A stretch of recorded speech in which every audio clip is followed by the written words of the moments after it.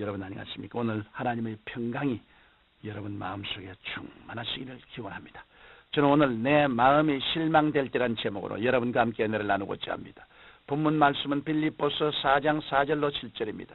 주 안에서 항상 기뻐하라. 아무것도 염려하지 말고 오직 모든 일에 기도와 간구로 너희 구할 것을 감사함으로 하나님께 아뢰라. 그리하면 모든 지각에 뛰어난 하나님의 평강이 그리스도 예수 안에서 너희 마음과 생각을 지키시리라. 우리는 때로 매스컴을 통하여 여러 가지 슬프고 실망스러운 소식들을 듣게 됩니다. 실망과 낙심이 여러분을 엄습할 때 여러분은 어떤 대책을 세울 수 있겠습니까? 사람들은 마음이 낙심되어 자기 연민과 단식 속에 빠졌을 때 우울증에 걸려 고통합니다. 그러나 우리는 거기에서 벗어날 수 있고 치료받을 수 있습니다. 어떻게 그 실망에서 벗어날 수 있을까요? 첫째로 실망과 분노는 오직 하나님께서 협력하여 유익하게 해주신다는 믿음 위에서만 극복될 수 있습니다. 여러분이 실망되는 일을 당했을 때 현실만을 생각하지 말고 과거에 하나님께서 주신 복을 헤아려 보십시오. 지금까지 살아오는 동안 하나님께서 내게 주신 축복을 큰 것부터 가장 작은 것까지 종이에 모두 다 기록하고 실망스러운 것을 생각지 말고 아름다운 것들을 생각해 보십시오. 그리고 그것으로 말미암아 감사하고 찬양하기 시작할 때 하나님은 능력으로 역사하여 주셔서 우리의 생활을 승리하도록 가득 차게 합니다. 창세기 50장 19절로 21절에 나오는 요셉을 생각해 보십시오. 요셉은 형들에 의해 종으로 팔려가 가전 고난과 괴로움을 다 당하다가 억울한 누명을 쓰고 감옥에 갇혔습니다. 만일 요셉이 이 고난들로 인해 하나님께 실망하고 형들과 자신에게 실망했더라면 그는 신세를 한탄하다가 우울증 환자로 일생을 마치고 말았을 것입니다. 그러나 요셉은 이 모든 시련과 고난 속에서 실망하지 않고 하나님께 감사드렸습니다. 훗날 그가 애굽의 국무총리에 오르고 가족들이 애굽에 이주해 와서 살다가 아버지 야곱이 죽었습니다. 이때 형들은 요셉이 자기들에게 복수할까 봐 두려워했습니다. 그러나 요셉은 오히려 형들을 위로하고 형들이 자기를 헤아리고 하였으나 하나님은 그것을 선으로 바꾸셨다고 고백했습니다.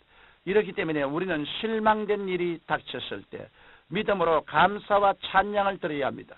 그래야 할 때 주님께서는 하나님의 능력으로 실망스러운 조건을 변화시켜 소망의 조건이 되게 하는 것입니다. 그러므로 현재의 문제만을 바라보지 말고 문제 위에 계신 하나님을 보십시오.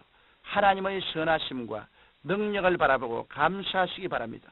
우리가 어려운 환경 속에서도 실망 대신에 감사와 찬송을 드리면 하나님의 능력으로 우울증을 극복하고 우리의 생애가 더욱 밝고 찬란하게 바뀌게 되는 것입니다.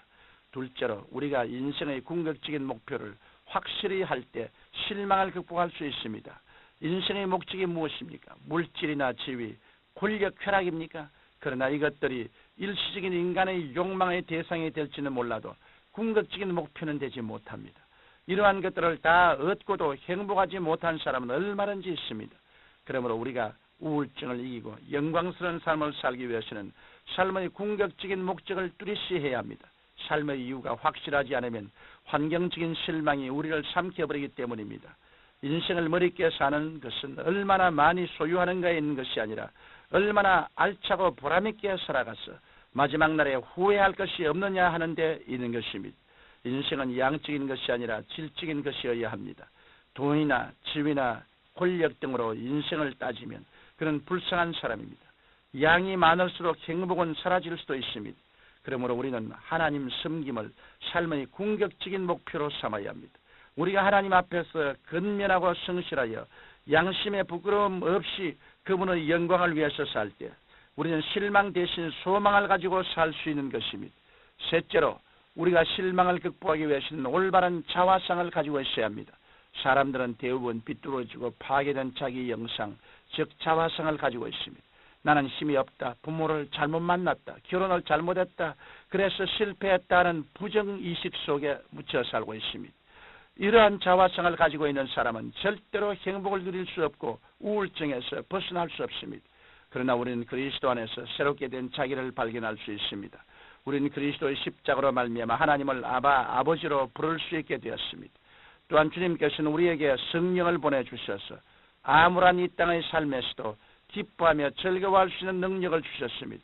더 나아가 우리에게는 영원한 집이 있습니다.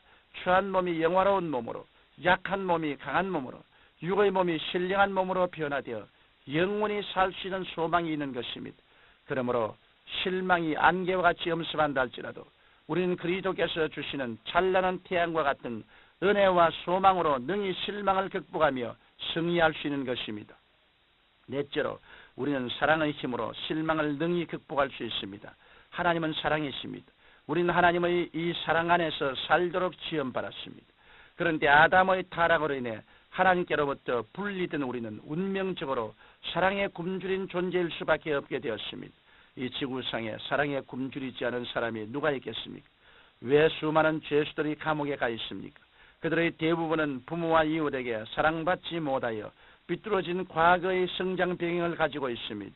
그들은 사랑과 인정을 받고 싶은 본능적인 욕구가 빗나가 사회에 무리를 일으키는 것입니다. 그러므로 인간의 가장 근원적인 욕구가 사랑입니다. 뜨거운 사랑이 있으면 모든 것을 극복하고 살아갈 수 있습니다. 우리에게 필요한 것은 이 뜨거운 사랑을 나누는 것입니다. 남편 여러분, 아내가 아무리 마음에 들지 않더라도 예수님의 사랑으로 뜨겁게 사랑하십시오. 아내가 가시가 되어 여러분을 괴롭게 하는 것은 사랑을 요구하기 때문입니다. 그러므로 힘껏 사랑해 주십시오. 아내된 여러분, 남편을 사랑하십시오. 아내는 어머니와 달리 이기적이고 사랑을 받으려고 하는 경향이 강합니다. 그러나 아내가 남편을 무조건적으로 뜨겁게 사랑할 때 이 사랑이 남편과 가정을 변화시키는 것입니다. 사랑하는 성도 여러분, 때로는 실망스러운 일들이 우리를 감쌀 때가 많이 있습니다. 그러나 성경은 내일 염려할 일은 내일 할 것이요 한날 괴로움은 그날의 조간이라고 말씀하셨습니다. 또한 본문 말씀은 우리에게 항상 기뻐하라, 내가 다시 말하노니 기뻐하라고 말씀하고 있습니다. 이 말씀은 바울 선생이 손과 발에 쇠고랑이 채워진 가운데 습기가 많은 축축한 바닥과 벽, 그리고 한 줄기 빛도 비추지 않는 차가운 로마의 지하 감옥 속에서 고통당할 때 쓴 편지입니다. 그러나 바울 선생은 자신의 환경을 슬퍼하거나 탄식하지 않았습니다. 오히려 기뻐하라고 당부하셨습니다. 그러므로 바울이 지내던 환경보다 좋은 환경에 있는 우리는 얼마든지 기뻐하고 감사할 수 있습니다. 우리가 그리스도의 십자가의 은혜와 사랑을 생각할 때 모든 실망스러운 일들은 아침 안개와 같이 사라질 것입니다. 또한 올바른 목표와 주님의 자녀로서의 자화성을 가지고 사랑하며 살 때 여러분은 기쁨과 소망으로 여기까지 아름다운 인생의 작품을 만들게 될 것입니다. 기도드리겠습니다. 하나님 우리 아버지요, 이 새해에는 우리가 참으로 우리 마음속에 그리스도를 힘차게 모시고 하나님의 영광을 위해서 살게 하여 주시옵시고 이웃을 사랑하며 사는 우리들이 다 되게 만들어 주옵소서. 예수님 이름으로 기도드립니다. 아멘.